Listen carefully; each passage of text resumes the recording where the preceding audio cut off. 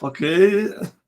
Esse é o nosso segundo encontro, então. Sejam bem-vindos oficialmente. Eliano, Maria Conceição, Noeli, obrigado aí. Todos vocês que vão assistir depois também, sejam bem-vindos. É uma alegria poder partilhar com vocês esse segundo encontro do nosso tema, que é Eclesiastes, capítulo 3. A nossa tentativa de leitura de Eclesiastes 3 é sobre o tempo, sobre como descobrir o tempo de Deus para as nossas vidas, uma questão bem prática. No primeiro encontro, nós fizemos a tradução do versículo 1, que eu mandei para vocês no grupo, o material, no grupo do Telegram, no material, fazendo essas anotações, mostrando, neste primeiro encontro, que o capítulo 3, verso 1, usa duas palavras diferentes para tempo. A primeira é o tempo cronológico, o tempo do calendário, o tempo que se estende para na folhinha, como a gente diz, né? E o tempo oportuno, tempo que é a oportunidade, aquele ponto no tempo que você vive e aproveita. Então, essas duas palavras traduzidas, então, na Septuaginta, que é a tradução grega do Antigo Testamento, são traduzidas, respectivamente, por Cronos e Kairos. Há um Cronos para tudo e há um tempo, um Kairos, um tempo de oportunidade para todo deleite. Eu traduzi assim também a palavra propósito, para todo propósito debaixo dos céus. A palavra não significa propósito, significa deleite, prazer, desfrutar, significa alegria. E isso é que faz toda a diferença. Hoje, eu quero mostrar para vocês que não é suficiente ler só os 8 primeiros versículos do texto, porque interrompemos o desfecho que vai até o versículo 15. Então, primeira observação que eu quero fazer hoje é ler. Vamos receber a Valdete. Receber a Valdete com Viva. Seja bem-vinda. Oiê! Tudo bom? Tudo, e você? Estou no Oh, conforto, tá? Aqui, ó, da minha casa, bem tranquilo. que bom! Olha só. Curtindo a chuva, o Também está friozinho. chovendo aí em Curitiba? Eu não estou em Curitiba, eu estou no interior do Paraná. Ah, é mesmo, Já desculpa, tem que a minha razão. mãe teve um AVC, né? Estou ajudando a cuidar dela, né? Puxa, Mas aqui tá fresquinho, bem fresquinho mesmo e chovendo. tá bom. É Baeti que você falou? Não, é Floraí, perto Flora, de Maringá. certo. Espero que sua mãe esteja bem, apesar aí da ocorrência, viu? Obrigada. Então, eu estava dizendo que eu quero fazer 3 observações básicas hoje. A primeira delas é que nós devemos estender a nossa leitura do capítulo 3 até o verso 15. Eu quero mostrar para vocês como isso tem consequências para a nossa leitura. Infelizmente, as Bíblias que nós utilizamos com maior frequência, que é a Bíblia Almeida, ela interrompe o verso do verso 8 para o verso 9, a leitura, e dá um outro título, né? Para a segunda parte do capítulo 3. mas nós vamos juntar e vamos ler hoje para ver como que a palavra deleite, prazer, se apresenta do verso 9 ao verso número 15. Essa é a primeira observação, depois farei mais duas para vocês. Eu quero compartilhar com vocês a minha tela aqui, minha janela, aqui. Esse é o software bíblico que eu uso para trabalhar. Não estou fazendo propaganda nem nada, não ganho nada, mas é um software muito completo, que ajuda bastante, que é o Logos, que eu já falei, dei até o link para vocês baixarem, né? Aqui desse lado esquerdo, desculpa, direito, né? Da tela aqui, está grifado as palavras tempo, que é a palavra et, que é o tempo para todo propósito, não para todo deleite. Eu vou usar a revista atualizada, que é a que eu tenho aqui, e vou traduzindo de forma diferente. Então, a gente lendo até o verso 8, parece que acaba por aí. Começa com o tempo de nascer e tempo de morrer, e termina com o tempo de guerra e tempo de paz. Que é a famosa palavra shalom aqui. E aqui, veja que a Almeida põe um título aqui no... Põe um título no... desculpa. Põe um título aqui acima do verso 9, o homem não conhece seu tempo determinado, né? Isso não tem na Bíblia, pode tirar daí e riscar. Então, você tem o verso 9, uma pergunta crucial que continua o texto do verso 8. Depois que ele mostra que esses 14 pares, né? A palavra tempo que é usada 28 vezes nesses 14 pares, que faz oposição entre um tempo e outro, tempo de nascer, tempo de morrer e assim por diante, a pergunta que faz a transição para a explicação desse tempo de deleite é: que proveito tem o trabalhador naquilo que se afadiga? Essa tradução é bastante ruim. Eu recomendo a tradução ecumênica da Bíblia, e a vez passada eu já recomendei a tradução Novo Mundo, porque se fala de proveito, está muito bem, o que o homem aproveita, então, desse tempo, e o trabalhador, está bem traduzido aqui, mas olha que quando eu passo o mouse sobre a palavra trabalhador, aparece em azul no verso 11, fez, depois aparece no final do verso 11, fez também, depois aparece no verso 12, levar a vida, depois aparece faz, depois aparece faz novamente. Todas essas ocorrências que estão aqui, está vendo aqui em azul, elas têm a mesma raiz, né? Que significa a ocupação, ou aquele que faz alguma coisa. Então, se trata de ocupação cotidiana. Naquilo que se afadiga, não. Naquilo que se ocupa.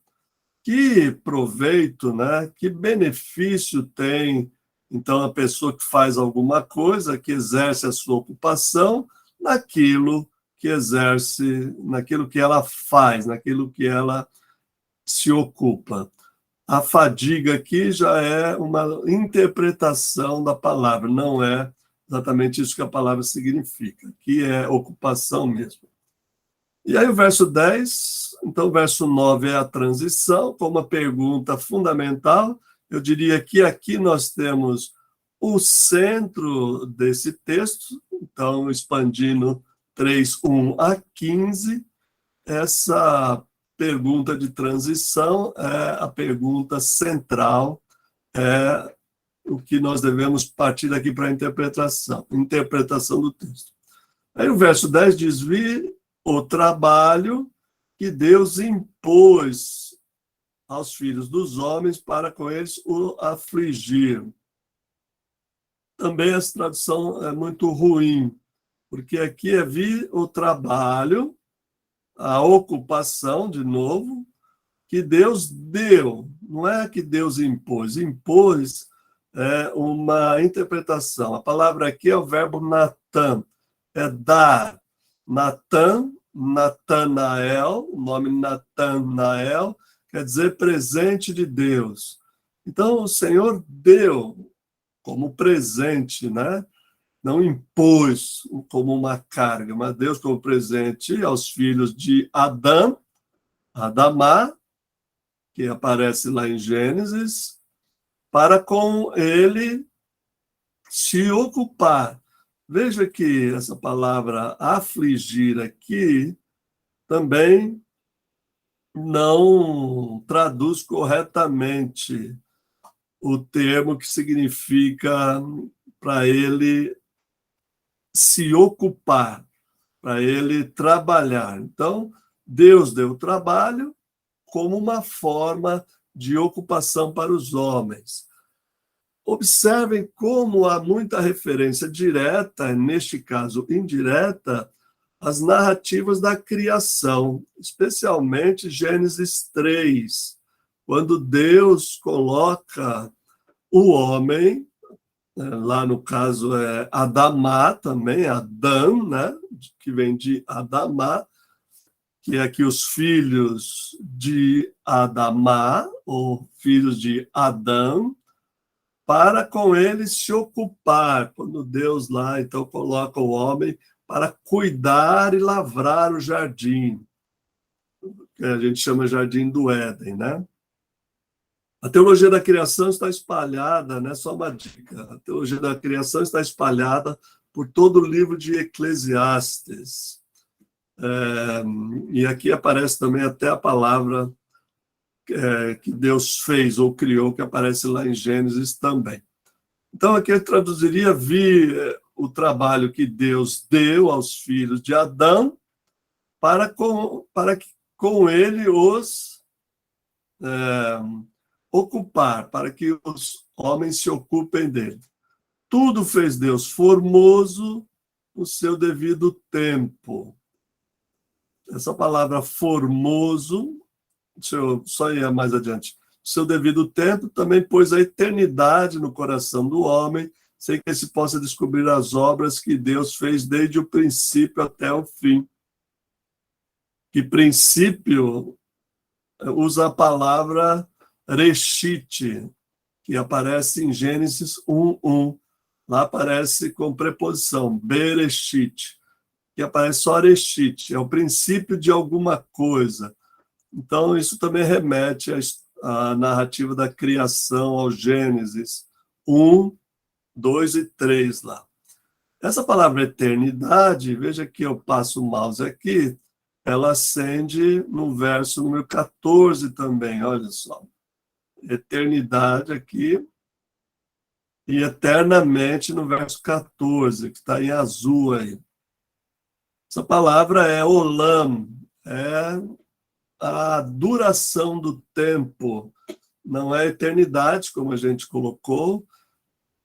Vocês que fizeram a mentoria no Salmo 23, vimos essa palavra, demos explicações sobre olam, que é a duração, é a extensão da vida de uma pessoa, da pessoa que está falando, e que Deus, então, colocou essa duração sem que o homem saiba, né? Para que a pessoa saiba, sem que a pessoa saiba qual é o tempo determinado. Ele tem que descobrir isso aí. Um dos princípios da sabedoria é exatamente a pessoa descobrir o seu lugar, o seu momento e o que ele deve fazer. A sabedoria está em conjugar essas coisas, né? Aqui começa, então,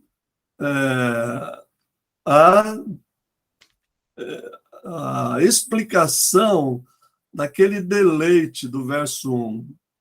Há tempo para todo deleite debaixo do sol, para todo prazer. Sei que nada melhor aqui traduz tove, vida regalada que aparece aqui também é tove, bom, belo, bem, e aqui bem traduz a palavra tove também. Traduz de 3 formas diferentes a mesma palavra. Então, estamos falando da mesma coisa, apesar de não aparecer isso nas traduções muitas vezes. Sei que nada melhor para o homem, ou para ele, né, para aqueles filhos de Adão, do que regozijar-se e levar vida regalada, vida boa. Também é dom. Veja que essa palavra é a mesma que aparece lá em pôs, é derivada do verbo natan também, que é dar. Também é um presente de Deus que Adão, onde aparece a palavra homem aí, é Adão. Se você observar aqui, quando eu passo o mouse aqui na palavra homem, aparece ali embaixo, bem no cantinho ali, inferior, a palavra em hebraico e a sua análise. Então, é homem. Também é dom de Deus que Adão possa comer, beber e desfrutar o bem de todo o seu trabalho. Que proveito, verso 9, que proveito tem o trabalhador naquilo que se afadiga?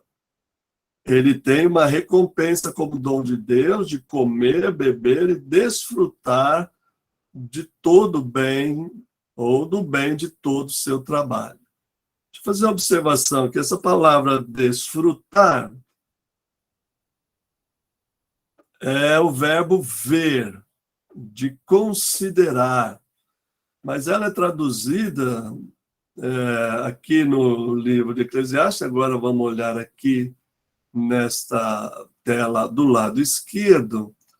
Aqui você pode ver que traduz como ver, atender, experiência, mas também goza, considera, desfruta, gozar, gozar-se, e agradam. Essa palavra tem esses 2 significados: ver, olhar, considerar, mas quando você olha, então você experimenta, você goza, você desfruta, você tem, então, alegria, tem prazer nessas coisas. No fruto, né? Aqui a gente poderia traduzir, então, do bem, do tove, de todo o seu trabalho. Sei que tudo quanto Deus faz durará eternamente. Eternamente, que eu já traduzi, é olam, né? E nada se pode acrescentar, nada se pode tirar. Isto faz Deus para que os Adãs, então, temam diante dele o que já foi, o que é já foi, e o que há de ser também já foi. Deus fará renovar-se o que passou.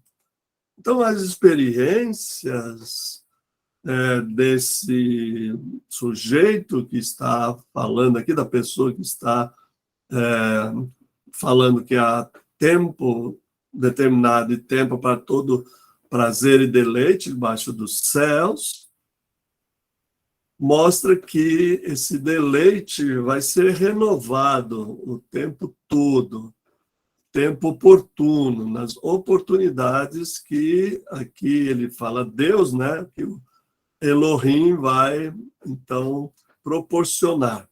Observe como muda ao estendermos o recorte até o verso número 15. até o verso número 15, veja como muda a interpretação desse tempo que está aqui, do tempo determinado, o Cronos, e do tempo oportuno, o tempo Kairos, para todo deleite debaixo do céu. E nós devemos começar devemos começar nossa interpretação pelo verso 9. Que proveito tem o trabalhador naquilo que se ocupa, nas suas ocupações, não na sua fadiga, né? Deixa eu mostrar para vocês algumas dessas palavras como elas ocorrem no livro de Eclesiastes, para a gente ter aí um grau de certeza, né? Certeza a gente nunca tem, mas um grau de certeza e de coerência de que essas palavras significam exatamente isso que eu estou dizendo que elas significam. Então, aqui eu já mostrei as ocorrências das 51 vezes que aparece o verbo ver, traduzidas de diversas formas. Então, ver é uma experiência, e pode ser uma experiência prazerosa, que é traduzida por gozar. Veja, por exemplo, esse texto aqui. É 5:18. Eis o que eu vi, boa e bela coisa, tove também, né? É comer e beber e gozar cada um do bem de todo o seu trabalho, com que se ocupou debaixo do sol. A Almeida usa essa palavra fadigou, né?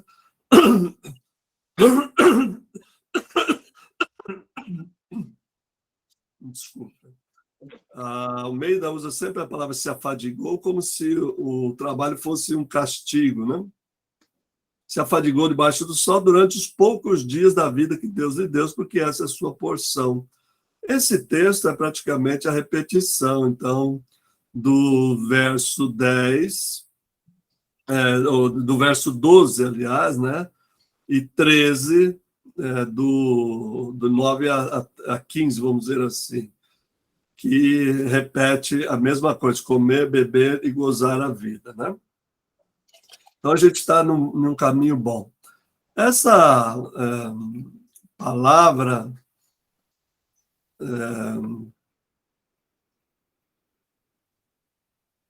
acabei fechando, né? Desculpa aí. Aqui. Aqui desse lado está o hebraico. Eu acabei fechando aqui a palavra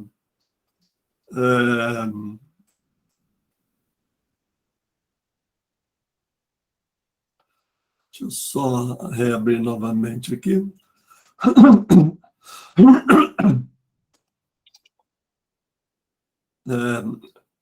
Regozijar-se, olha, por exemplo,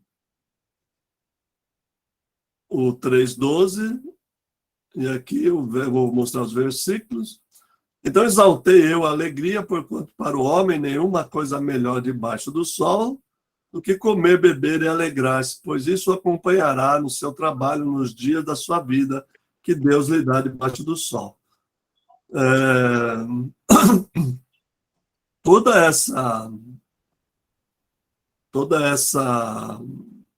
esses comer, beber, regozijar-se, alegrar-se, vai se repetindo ao longo do livro de Eclesiastes. Então, ele coloca no primeiro versículo do capítulo 3 um tema que vai se desdobrar de múltiplas formas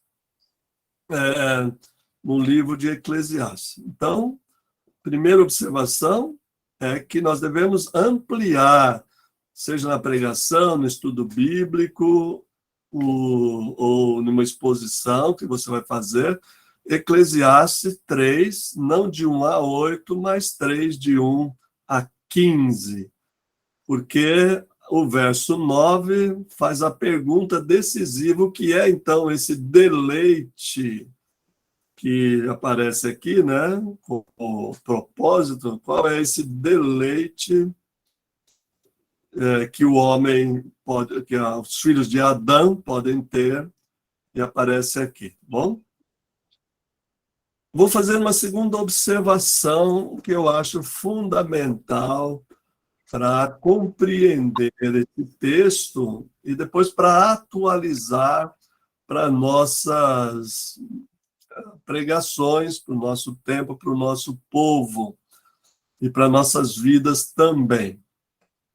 Se a gente lê os 14 pares de palavras, né? Tempo de nascer, tempo de morrer, tempo de plantar, arrancar o que se plantou, de matar, de curar, de derribar, de edificar, de chorar e de rir, prantear e saltar de alegria. Saltar de alegria aqui é dançar, né? É uma palavra que só aparece aqui no livro todo.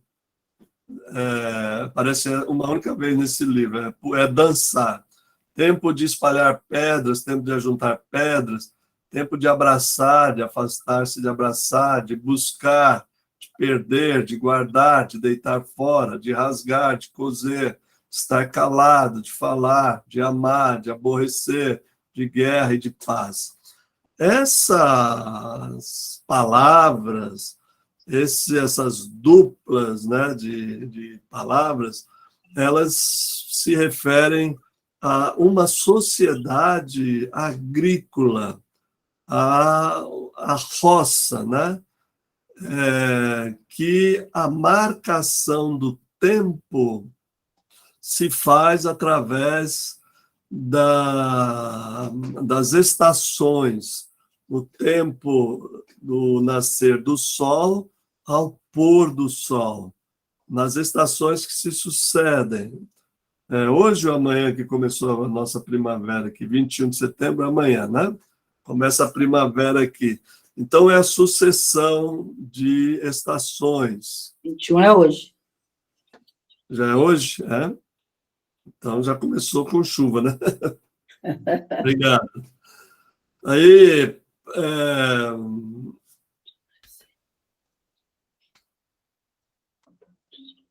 tem ninguém querendo entrar, não, né? Essa sucessão, verão, inverno, primavera, outono, também é a sucessão do tempo de colheita, no tempo de plantio, tempo de ordenhar a vaca, tempo de parar de ordenhar a vaca. Então, essa sociedade agrária ou agrícola é regida por um tempo natural, pelo tempo que a natureza estabelece. Não é o tempo do relógio, não é o tempo da agenda, não é o tempo dos compromissos que nós estabelecemos cumprir, mas é o tempo em que a natureza proporciona oportunidades. Então, veja só, há um tempo determinado, né? O tempo cronológico, diz o verso 1, primeira palavra tempo ali. Então, esse tempo cronológico, ele vai passando conforme o calendário. Agora, o tempo para todo deleite e prazer durante a vida são tempos oportunos, porque tem um tempo que você está refazendo a cerca, né, do pasto e você se machuca, ou dá uma martelada no dedo, ou se arranha no arame farpado, ou leva um coice, né, uma chifrada de um animal. É um tempo que você tem para cuidar, então, para cuidar do seu bezerro, do seu gado, né? No inverno não dá para fazer isso, né? Especialmente na região ali que tem muita chuva ou muito frio. Tem o tempo, então, de matar, né? De matar o bezerro ou matar o animal para comer. tempo de curar essa ovelha, né? Não significa matar, tempo de matar pessoas, isso não existe, né? Isso aí é reservado lá para o final, tempo de guerra e tempo de paz, né? Que, na verdade, o tempo de guerra não significa a guerra em si, mas o que ela traz, né? A devastação. A guerra traz três coisas, como Abacuque e outros textos do Antigo Testamento falam.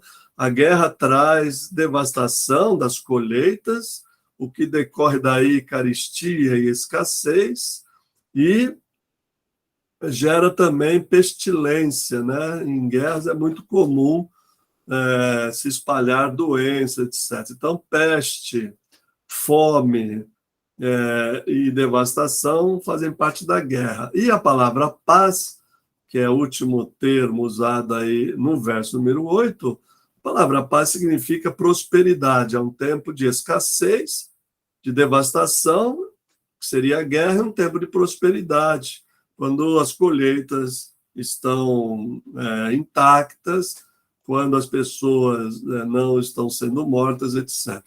Então, esse aspecto regido, né, esse tempo regido pela natureza, faz toda a diferença, porque nós vamos pregar e nos encaminhar para o sermão, a aula, o encontro que vem. Então, a gente vai ter que observar o nosso cotidiano urbano. Mesmo na cidade pequena aqui onde eu moro, pequena em relação a São Paulo, né? Nós devemos estar aí com cerca de 120 mil habitantes. Nós temos aqui um centro urbano e a periferia rural. Então, nós temos aqui os dois momentos. Eu já estou aqui há 3 anos e já vi ararem a terra, plantarem o milho, colher, e agora, depois da colheita, teve a preparação do solo novamente. Mas também eu vejo o pessoal abrir as lojas no horário determinado pelo comércio, pelos sindicatos, pelo clube de lojistas, né? Hoje nem chama mais clube de lojistas, né? Mas, assim, aquele tempo artificial criado pelo homem, que ele chama de compromissos de agenda.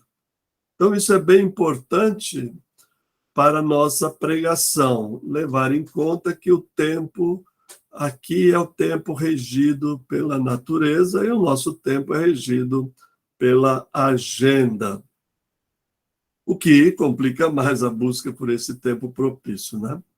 E uma terceira observação que eu faço é que, no contexto do livro, essa é uma observação que eu faço sempre, é importante a gente ler o início do livro e o final do livro. Então, no final do livro de Eclesiastes, que é o capítulo 12, você tem uma exortação para se aproveitar a primavera da vida. Este é um livro escrito especialmente para jovens.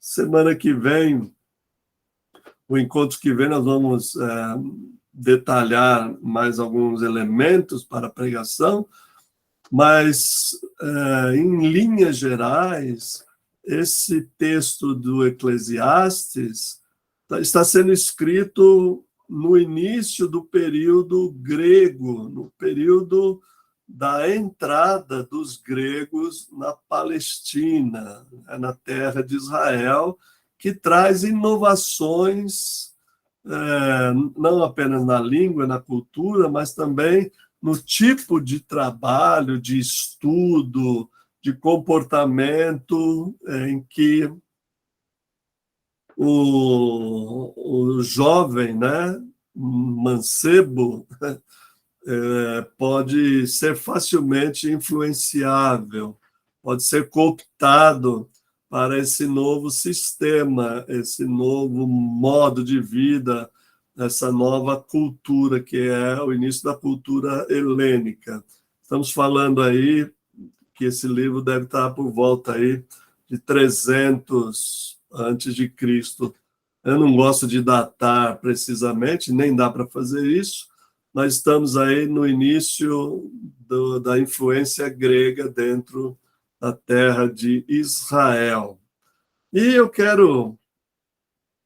então, no final do livro, esses jovens, que é a época dos cabelos pretos, são exortados a...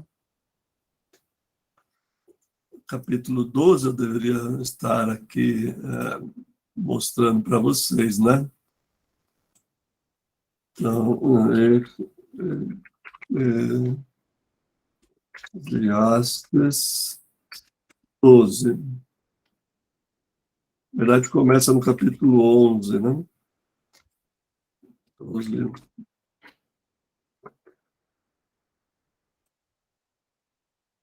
Aqui.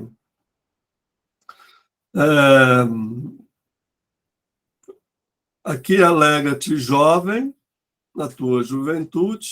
Veja que a palavra alegrar-se é a mesma palavra que aparece lá no verso, mostrar para vocês aqui, regozijar-se, é a mesma palavra que aparece em 3:12, né? Regozijar-se, alegrar-se em 3:22, 4:16 e assim por diante. Como esse encontro fica gravado, depois vocês podem pausar o vídeo e ler cada texto que está sendo projetado aí, né? Observe que recreie-se o teu coração nos dias da tua mocidade, anda pelos caminhos, satisfaz o teu coração, agrada os teus olhos, e Deus vai pedir conta desse dom que ele deu, né? A gente poderia uma hora ler isso aqui de forma diferente. E aqui, lembra-te dos teus criadores, é um texto bem interessante, porque essa palavra criador aqui está no plural. Então, lembra-te dos teus criadores no dia da tua mocidade, antes que venham os maus dias, os quais dirás não ter nele prazer. Esse prazer aqui, então, é aquele lá a tempo, né? De se aproveitar as oportunidades de ser feliz, satisfazer o coração, satisfazer os desejos, a alegria, a desfrutar do bem do trabalho, enfim, viver, como a gente diz, viver a vida, aproveitar a vida. E aí você tem, então, esse vínculo entre o início e o final do livro. Começa aí no capítulo 11, verso 9, se estende até o final do capítulo 12, quando termina o livro. Essa relação entre as duas partes do livro, o início e o final, é sempre muito importante, porque você tem uma proposta de tema e, no final, você tem uma conclusão do tema que se dá aqui. Finalmente, antes de passar a palavra para vocês, né, para a gente conversar, eu queria fazer uma observação aqui. Essa ideia, há tempo de nascer e tempo de morrer, é entendida por muita gente, até por especialistas, e na tradução ecumênica da Bíblia é uma nota de rodapé dizendo que metade da nossa vida é morrer e metade da nossa vida é nascer. Metade do tempo é plantar e metade do tempo é arrancar. Metade é matar, metade é curar. Então, muita gente entende, também a Bíblia, a tradução ecumênica da Bíblia, quem traduziu entende, que estamos falando aí de meio a meio. Meio tempo para nascer e meio tempo para morrer. Eu vou deixar uma pergunta para o próximo encontro. Será que é isso mesmo? Será que nossa vida é dividida em 50-50, 50-50? É uma pergunta que fica aí para o nosso próximo encontro, ok? Muito bom. Agora eu quero abrir para as perguntas. Vocês podem, ou para as contribuições, não só perguntas, né? Mas para as contribuições que vocês podem dar aí, diante disso que eu apresentei.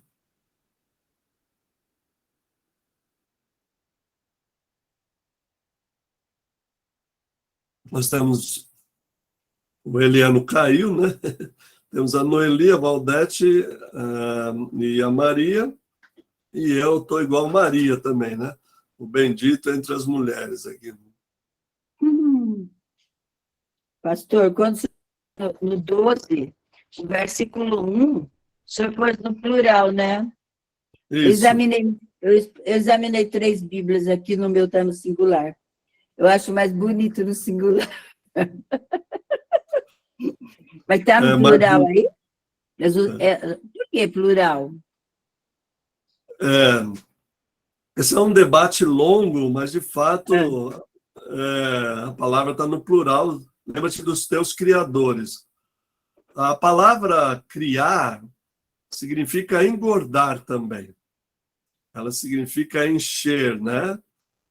Então, tem 2 alternativas, né? A primeira delas é que você deve lembrar daqueles que te engordaram, né? Ou seja, lembrar dos teus pais, lembrar dos teus criadores, teus progenitores, daqueles que engordaram você, tiveram a oportunidade de ver você crescer e que já estão de cabelos brancos, né? Vamos lembrar que a expectativa de vida dessa época aí era 40 anos, né? No máximo, assim. Então, uma pessoa com 30 e poucos anos já estava na terceira idade.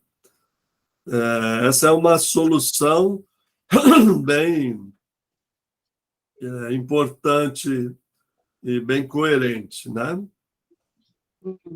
A outra possibilidade que a gente tem, traduzindo no plural, os teus criadores, né?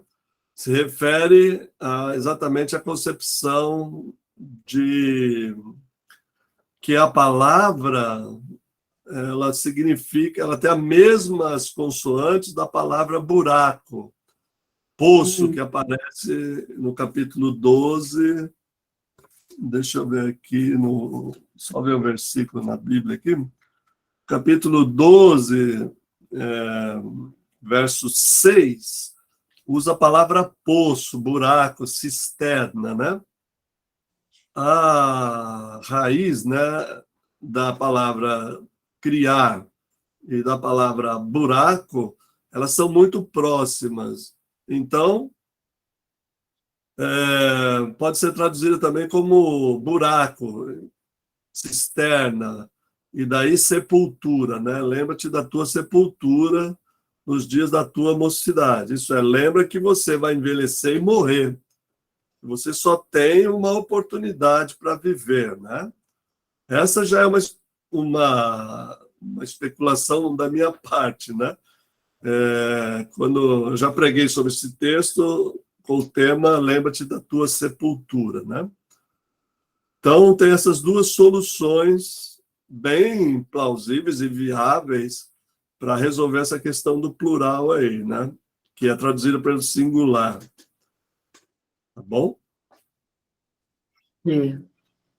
Quando se pode explicar com detalhes como o senhor está fazendo, tudo bem, mas num culto, numa coisa assim, eu acho que dá uma margem meio... Sim, sim. Esse tipo de expressão, né, precisa de um estudo bem detalhado, não dá para falar num sermão, assim, como eu falei aqui, né? Eu falei de uma forma também a levantar pontos de debate, né, do livro, e mostrar que o estudo da Bíblia precisa ser feito com certo grau, né, de profundidade para que a gente não fique repetindo o que já foi dito, né? Mas, de fato, se traduz assim, Noeli, porque, como criador, porque todo livro, como eu disse no início, o livro de Eclesiastes, o fundo teológico do livro de Eclesiastes é a criação, né? Deus criou, colocou as coisas, as pessoas, acontecimentos no seu devido lugar. E a sabedoria é descobrir aonde você se encaixa nisso, né? Mas isso já é conversa para o próximo encontro, tá bom? E aí já é um encaminhamento para o sermão, vamos dizer assim, né? E quando a gente vê na Bíblia Católica Eclesiásticos, é bem diferente, né? É outro livro, Mas não tem esse propósito. Não. O livro eclesiástico é muito interessante também, né? Eu preguei, agora, não sei se eu disse para vocês, eu estou pastoreando novamente, eu comecei esse mês a ajudar uma igreja aqui numa cidade vizinha, chamada Cesário Lange, aqui, próximo de Tatuí. Estavam sem pastor, precisando de ajuda, e eu estava sem rebanho, precisando de ovelha. Nós fizemos um bem bolado. Eu estou ajudando lá eles por uns meses. Eu estava pregando sobre aquele texto que Jesus diz: vinde a mim os que estão cansados e foram sobrecarregados, eu vos aliviarei, tomai sobre vós o meu jugo. Essa passagem, ela é quase uma cópia do capítulo 51, se eu não me engano, do livro de Eclesiástico, né? Provavelmente, de alguma forma, ou Jesus, ou Mateus, ou quem quer que seja, conhecia essa passagem, né? Que é exatamente o jugo da lei, né? A lei, um jugo suave, não deve ser um jugo pesado. Mas, de fato, são dois livros diferentes. A gente chama o livro de Eclesiástico, e o outro de Eclesiastes. Mas para os católicos tem os dois? Tem os dois. Tá. Muito boa aula, pastor. Obrigado. Obrigado, eu. Eu te passo aqui no WhatsApp o código para você acessar o curso lá, tá bom? Só repete para mim, você falou que o fundo do livro de Eclesiastes é a criação, é isso que você disse? A teologia, a gente chama de teologia da criação, porque aparecem muitas palavras, muitos conceitos que se referem à criação, especialmente ao Gênesis 1, 2 e 3, né? Mas também se refere, por exemplo, a essa palavra criador, bará, né? Que aparece aí, o verbo bará, criar, aparece em Gênesis 1, né? Parece que Deus fez. A palavra fazer aparece também em Gênesis 1. Então, o fundo, né, o pano de fundo literário, teológico do livro de Eclesiastes em grande parte, da teologia da criação. A gente fala teologia ou tradição da criação, pode usar de qualquer forma, mas há referências claras, né? A sabedoria lida muito com a criação. Pode notar, por exemplo, o Provérbios capítulo 8, né? Que fala da sabedoria que estava lá junto com Deus na criação.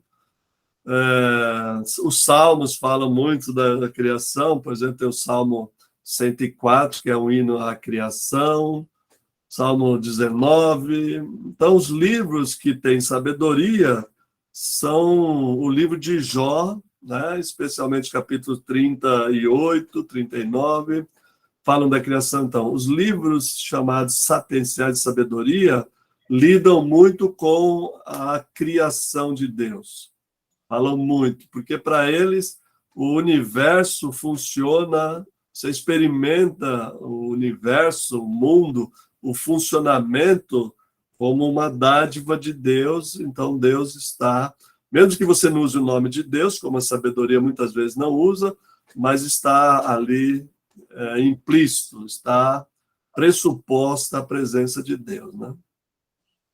Quando fala o pregador, podemos falar que é Salomão, não?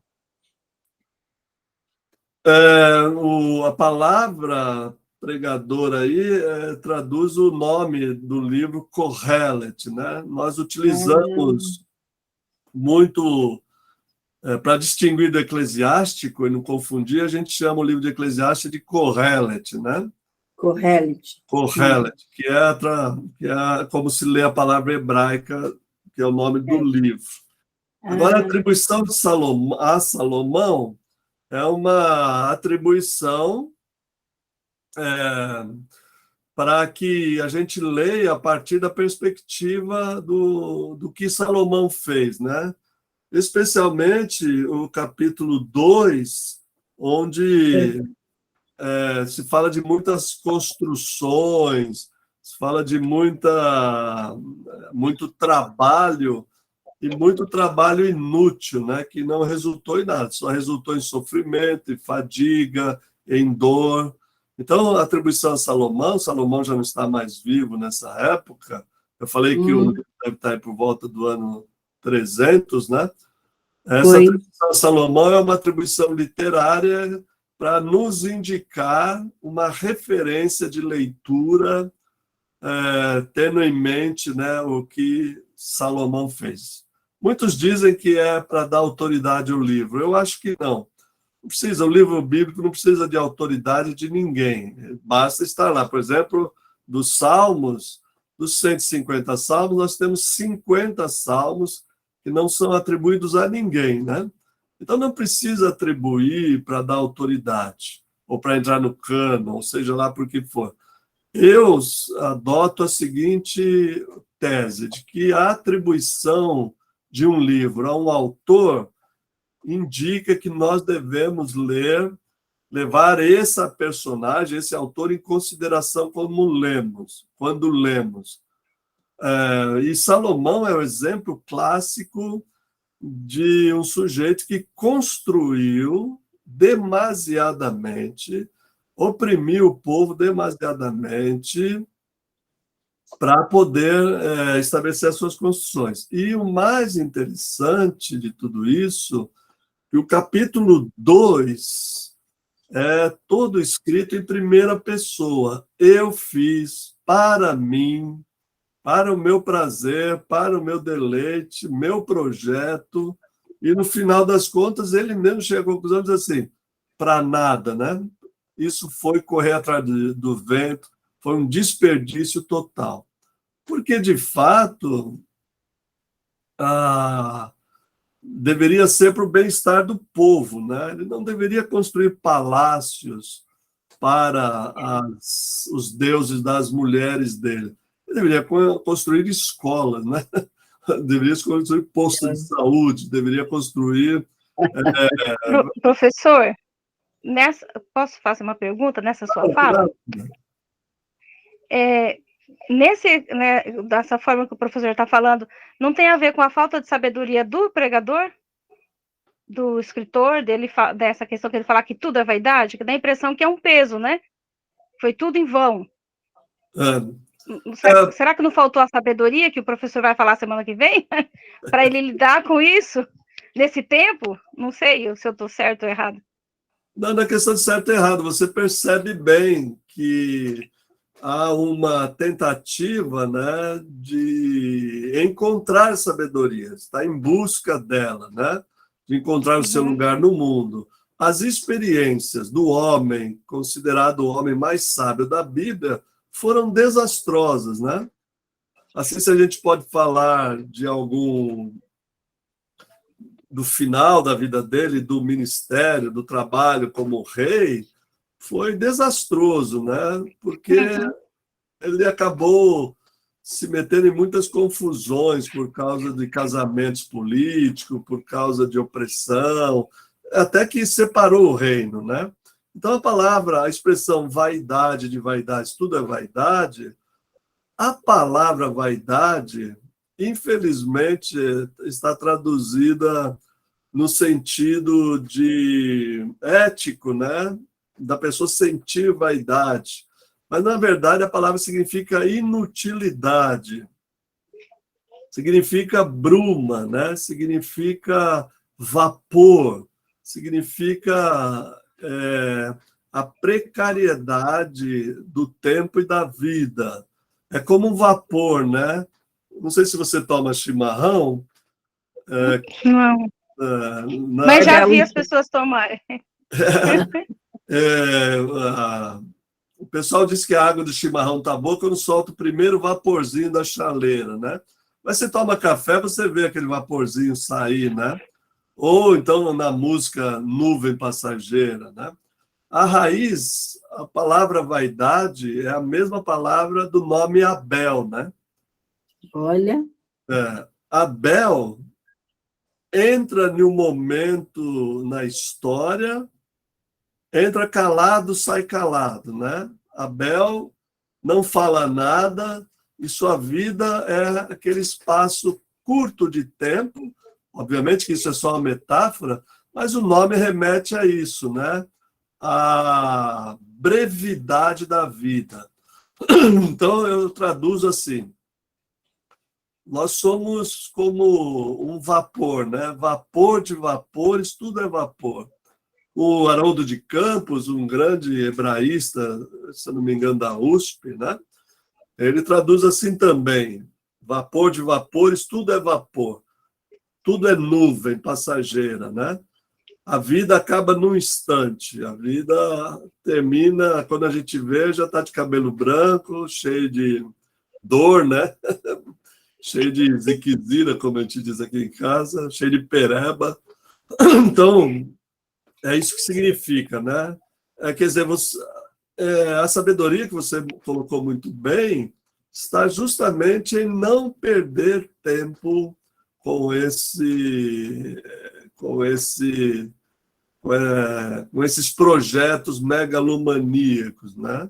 Porque se você colocar no contexto dos gregos, eles vêm com um projeto megalomaníaco, né? Construir estádios, ginásio, ágoras, né? De construir teatros. Os gregos eram feitos João de Barro, né? Eles vinham avassaladoramente, interviam na cultura de todas as formas possíveis, língua, arte. Tem benefícios? Claro que tem, não estou negando isso, mas não é para entrar nessa vibe, né? A vibe... Para não demorar muito, não delongar aí, se eu pensar na questão de propósito, sabedoria, propósito de vida, e eu pensar lá na frente, lá no apóstolo Paulo, estou pensando já em pregar, tá? Não vou pregar, mas assim, entendeu? Ou, de repente, conversar com alguém, com as pessoas, fazem esses questionamentos para a gente, nem sempre a gente tem resposta, né? Não vamos ter também para tudo, né? Mas se eu pensar a questão de propósito e sabedoria, Paulo, antes de morrer, ele disse o quê para Timóteo, né? Combati o bom combate, ele tinha um propósito, não completei a carreira e guardei a fé. Se a gente pensar em questão de Salomão, bem diferente os dois, né? Exatamente. De propósito, né? Não sei se eu tô... Meu raciocínio está certo. Perfeito, está perfeito. Eu acho que exatamente a sabedoria é viver com propósito, né? Agora, a questão é qual propósito? Essa é a pergunta do Kohelet, né? Do Eclesiastes. Qual é o propósito, afinal, da sua vida, né? O que você vai escolher fazer quando a oportunidade aparecer?